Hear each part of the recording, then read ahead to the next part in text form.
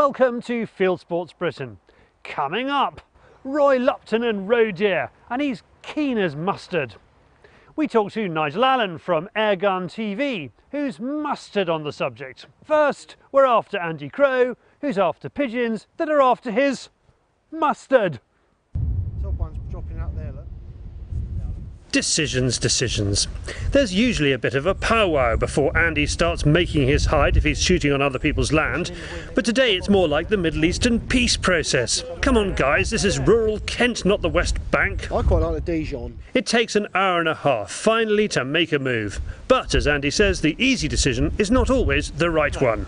We've seen a regular stream of pigeons dropping onto the mustard crop to the right of us, but Andy fears that one bang of the gun will shift the whole lot from the wood where they're roosting, and it will be game over.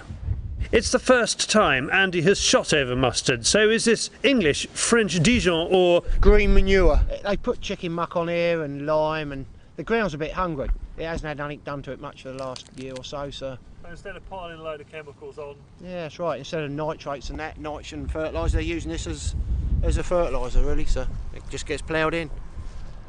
But years ago... Eco-friendly? That's it, yeah. Years ago they used to do it all the time, but people have gone away from it. Andy won't taste it, but Dom thinks it's a bit like rocket. Oh, rucola. They are so Italian at sporting shooter. The birds are here, but the wind is strong. The pigeons are still travelling along flight lines, but are staying low to avoid the blustery conditions. Crow really doesn't know how the day will pan out, and really, the year has been a bit of a weird one. It's the worst 8 months that I've ever had. I don't know what it's like all over the country. I was talking to Dom, and he's been talking to different people, and they're all saying the same. So, we had a few bangs on the acorns. But it's just nothing in the area really. We got odd ones about, but it is only odd ones. This is the most pigeons I've seen in, well, probably 6 months in one lump. There's probably, I think there's 600-700 pigeons here at least, but it's the most I've seen. But they should be getting on the wheat. They just started. There's a few getting on the wheat down on the farm, landing in the tram lines and that. So it's only a matter of time. I'll be desiccating my rape probably middle of next week, so 10 days after that.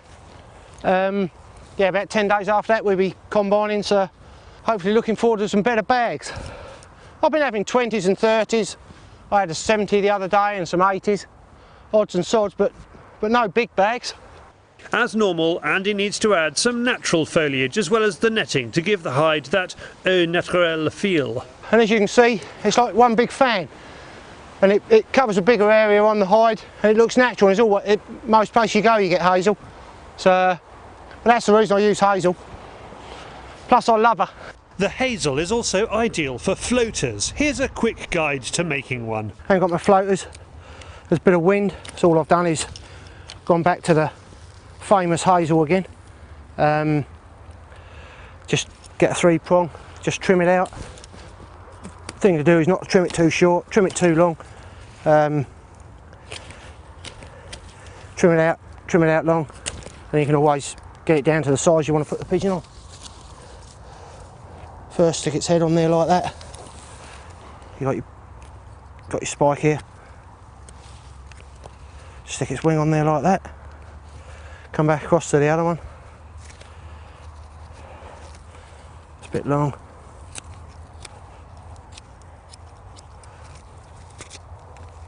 There you go. Job's done. It's not as good as your bought floater, but us farmers are a bit tight, so before I was given these free ones, I had to make my own. There you go. Because Andy's been shooting so little this year, he's having to rely on plastic decoys. The freezer is a pigeon-free zone. You want it? Yeah. This one here. Who knows how the pigeons will react, but as usual, Andy is making the best of a tricky situation. The one advantage of the fact that there's not been many pigeons to shoot, not just for you but for everybody else, is that the ones that do come in decoy well. That's right, they haven't been hammered usually all through the winter. They're on the winter rape. They get hammered every, well, 2-3 times a week, every day of the week even in some places. They don't get any rest. but this winter they were on the acorns most of the winter. Then they just gone from the acorns onto the buds and clover, and that's where they've been. No one's been making any, not that I know of, been making any decent bags. Well, not round here. Yeah, so anything that the first day's on either stubble or on laid corn, they should decoy pretty well.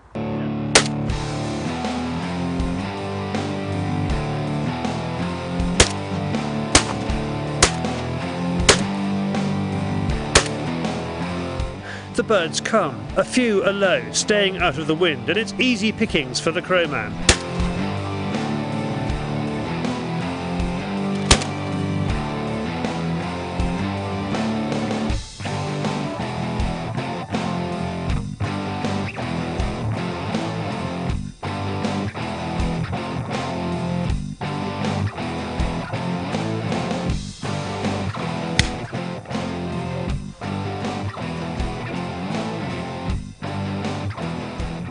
It's not a bumper day, but 35 birds are no longer cutting the mustard. Sorry, there has to be one. That's enough mustard jokes. Let's go to David on the Fieldsports channel News Stump.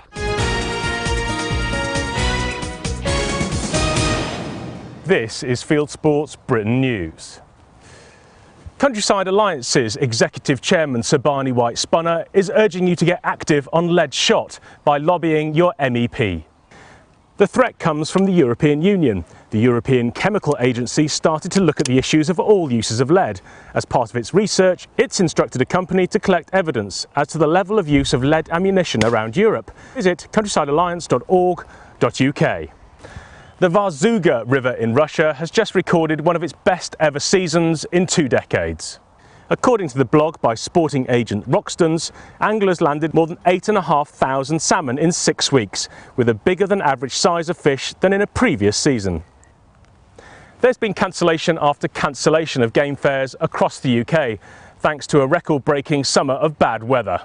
The good news is the CLA Game Fair 2012 is still going ahead. It's in Belvoir Castle in Leicestershire from the 20th to the 22nd of July. And finally, we have a new addition to the team at Fieldsports Channel Towers. Welcome to the countryside. Let's look at a typical bloke from the gun trade or the tackle industry. Not him, not her, no, no, no. Yes, typical country sports business owner. He is trying to sell one of, no, yes, one of those to you, the Fieldsports Channel viewer. And there are 250,000 of you every month. That's 10 times as many people who buy any British shooting magazine. You decide whether you want this product, but he wants to put it in front of you. So how does he do that? He talks to James. Say hello to James. James is our new director of sponsorship, advertising, sales, all that stuff. He puts this there for him. James at fieldsportschannel.tv. Talk to James. Just keep it clean. You are now up to date with Fieldsports Britain News. Stalking the stories, fishing for facts. Thank you, David. Now the Roe Rut is still a few weeks away, but Roy Lupton's out to thin down the numbers. Sometimes a change in circumstances forces your hand, and if Roy wants his Roebuck off this ground, it's now or never. On this particular piece of ground, we've got quite long grass at the moment. This is going to be cut for hay today, so that's why we're here now. Because as soon as it's cut, unfortunately, all the deer clear off. And I know there's a little Roebuck here that would be nice to account for before they disappear. And what I'm hoping for is we might have a bit of a double day. The bonus is we've had a hell of a trouble here getting on top of the foxes where the grass is so long. And it's always a real favourite time of mine just after the hay has been cut, because there's always lots of insects and little mammals and stuff running around in there that they can feed upon once the grass has come down. The grass is incredibly long and is heavy going, and we are not being stealth-like, so we decide to play the numbers game and sit and wait it out for a bit. Again, the interesting thing that you always get when you've got paths like this is pretty much all the animals in the area will use it, so they'll always walk the path of least resistance.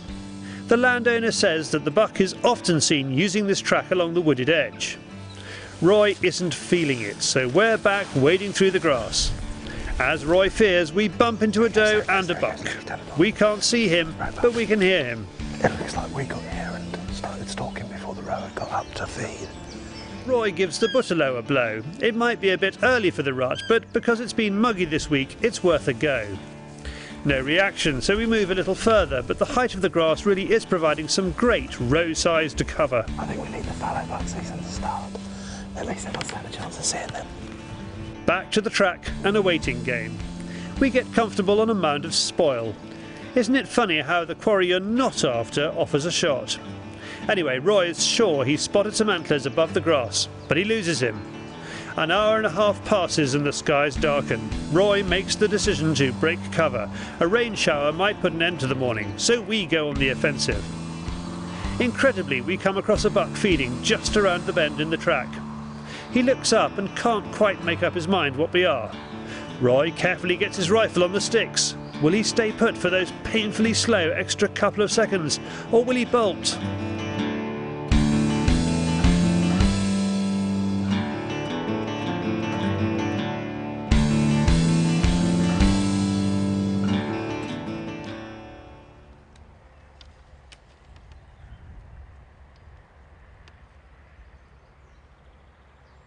Roy hits the young buck square in the chest. He was only 20 yards or so away, and Roy's really pleased that the sacrifice of a 2:30 AM start has not been in vain. We knew this was sort of last chance saloon. Just came stalking down, and the buck was just feeding into the wood there. And luckily just sort of came out to be a bit inquisitive, and we got a shot off on him. Roy knows it has dropped, but looks for the blood trail anyway. It's always a good thing just to go and check your outshot, you know, and always check your results, because then in the future, if you get a circumstance where you can't find your deer, you can have a look at your blood, see exactly what happened, and then decide the best course of action from there. We find the buck 10 yards away in the tall grass. So why did Roy go for the chest shot?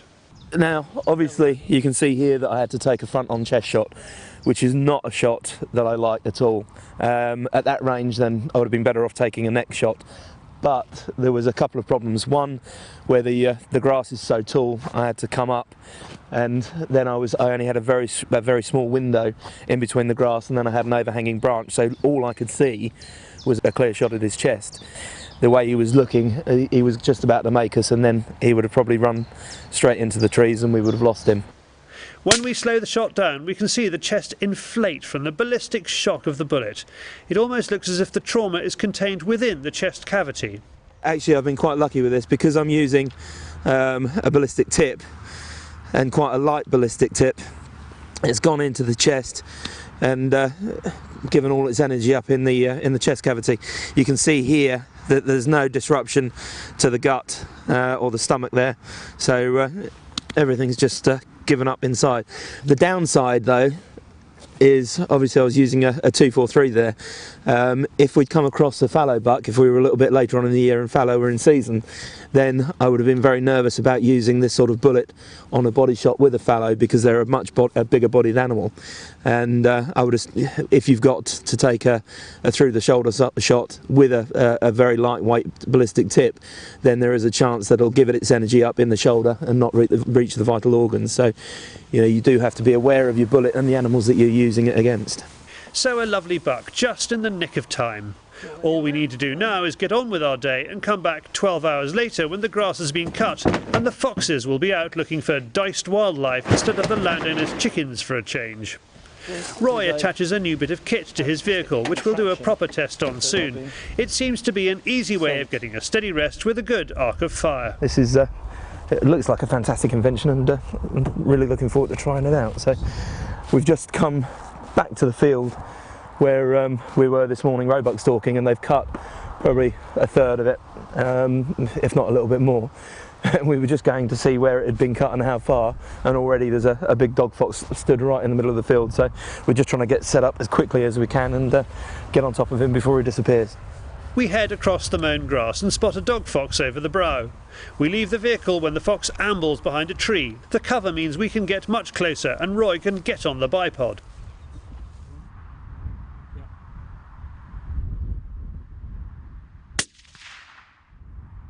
The fox drops. The shot was about 100 yards.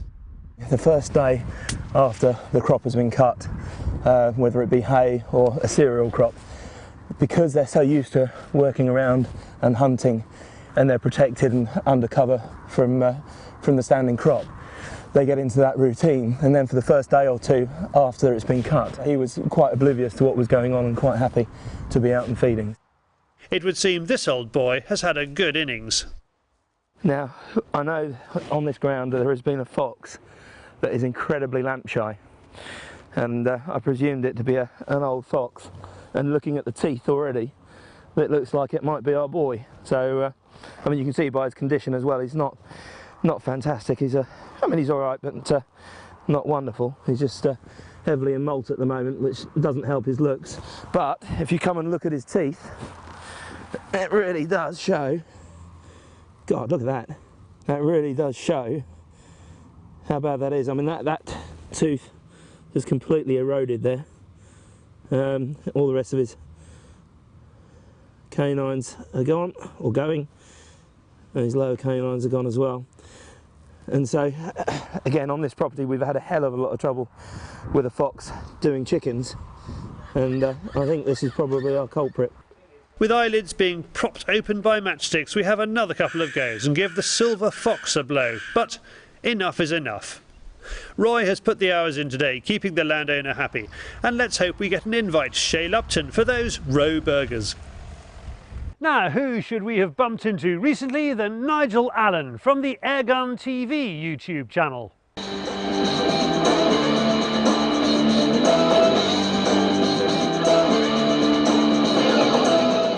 Right, Nigel, technical stuff. Lovely, lovely evening's rabbiting.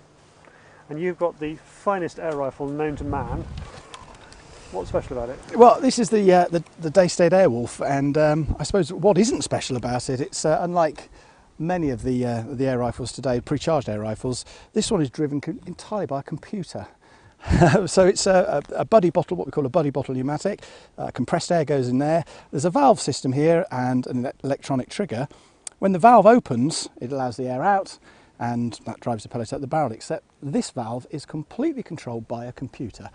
There is software programs in there, and it's got mapping, so every time you're out shooting you know that every shot is going to leave the barrel with exactly the same velocity. You can't really ask for more than that. Tell me about that lens cap, because you're quite proud of that, aren't you? Well, I think the people who designed it are probably very proud of it. It's by a company called Accu Zero, and it's called an Accu cover. It looks like a flip up, actually it's a lot more, because it's got these chevrons, and basically, so simple, you line these up with the crosshair, and when you take aim, it allows you to get your eye dead centre of the scope, and therefore you avoid parallax. And of course, as we all know, parallax shift can cause a bullet to miss by a mile, as it can on an air rifle pellet. Parallax is a real problem for air rifle shooters because of the short ranges involved, and you don't actually spend an age trying to line it all up, because as soon as it comes to your eye, it just subliminally, you're dead on. The chevrons are lining up with the crosshair, and you know that you don't even have to think about it, but you know now that you're parallax free, and the speed of target acquisition is tremendous. And I'll be honest with you, I can't leave home without it now. Most people slightly splurge on the gun and then save on the scope. Is that a mistake? These days you can buy some great scopes for some really good money, and £50 or £60 will get you a very good set of optics. This is a little bit more expensive, but not a lot more. But it's, you know, when you're going on an Air Wolf, you have to put something a bit decent on there. It's the new digital range from Hawk, and obviously we have a very large front end because I do a lot of my shooting at night time where I need as maximum light transmission. But it's got a reticle that's etched onto the glass, onto the lenses inside, which you can light up either red or blue, which is great for any lighting conditions. But what's particularly clever about this is that with the scope, you can download free from the internet a program by Hawk that allows you to literally dial in a virtual zero on your rifle and work out all the scenarios with all the magnifications, all the different pellet types, without firing a shot from the comfort of your own room, so that when you go out, you can even print out where all the aim points of the crosshair are, and it just makes life so much easier. Nigel is also appearing on this week's shooting show, and you can see a clip of it appearing in the sky above me. Next to the world of hunting, shooting and fishing on YouTube, it's Hunting YouTube. 3 themes this week: bird attacks, summer fishing and rabbit gutting. They're all on Hunting YouTube, which aims to show the best hunting, shooting and fishing videos that YouTube has to offer. Thanks to everyone who's sent in their favourite films. We've 3 films the Royal Society for the Production of Birds don't want you to see. The first has been doing the rounds of the Facebook pages this week. It shows an osprey chick snatched from a nest by a buzzard. As the mother bird leaves her nest at Lupton near Old Meldrum, the buzzard swoops in and grabs one of the chicks. This film comes shortly after the government U-turn on the possibility of a proposal to look at potential future control of buzzards by pricking eggs, probably. British buzzards spend a lot of time eating pheasant poults and, along with badgers, ensuring the annihilation of most ground nesting birds, none of which bothers the RSPB, which is of course staffed entirely by politically active buzzards. This reminds me of an oldie but a goldie, once again showing that not all wildlife dies all cuddly in its bed surrounded by its grandchildren, as the RSPB would have you believe. Seagull takes baby goose shows exactly that. Mark, Game for Everything, also known as our own Mark Gilchrist, or strictly speaking his own Mark Gilchrist, would of course like to have put up a video of bird-on-bird action, but instead we get him versus crows. It's a summer morning in Kent, God's in his heaven, and Mark is shooting straight. Now we turn to angling, and if you ever wonder why anyone bothers going to Scotland for salmon fishing, look on YouTube for the videos. There aren't any. Well, there are a few, but they're far between, which is why it's a pleasure to see Jock Monteith's River Tay Salmon Fishing Guide. Filmed with a handycam in a high wind, it simply shows an Australian playing a Tay salmon in the ash trees pool on Kinnaird. As the commentary says, he's come from Greenland and you've come from Australia and you meet here. Crazy, isn't it? At the other end of the fishing filming scale is Hugh Miles. We've featured Hugh on Fieldsports Britain before. He is among the finest wildlife cameraman alive, and his passion is angling. So much so that he made the 2 extraordinary TV series A Passion for Angling and Catching the Impossible. He has a YouTube channel, and here is his latest, which is on the Avon Roach project. Speaks for itself. Now there is a land grab going on YouTube, and it's for the prime subject videos. If you put up the first film called How to Gut a Rabbit, it will always show up in search results for that, however bad it is. And this week we've been sent 3 versions of that very subject by viewers who enjoyed them. First up is Country Pursuits TV and the world's fastest rabbit gutting technique? It's good, but strangely it must have been filmed during a partial eclipse of the sun. Country Pursuits TV acknowledges he got the idea from Fieldsports 1, so here's that video, which is also well put together and clear, though he bangs on a bit. Still, so do I. Finally, here's one from the land of the rabbit-proof fence. He's the Feral Tucker fella, which is impossible to say properly without an Australian accent, so please forgive me. Good news for Brits is that he is coming to the UK for a year, and for any phalangists out there, isn't he exactly the kind of foreigner we should be welcoming? You can click on any of these films to watch them. If you have a YouTube film you would like us to pop into the weekly top 8, send it in via YouTube, or email me the link, charlie@fieldsportschannel.tv. Well, we're back next week, and if you are watching us on YouTube, don't hesitate to subscribe to the nebulous round thing that's appearing on the screen beside me.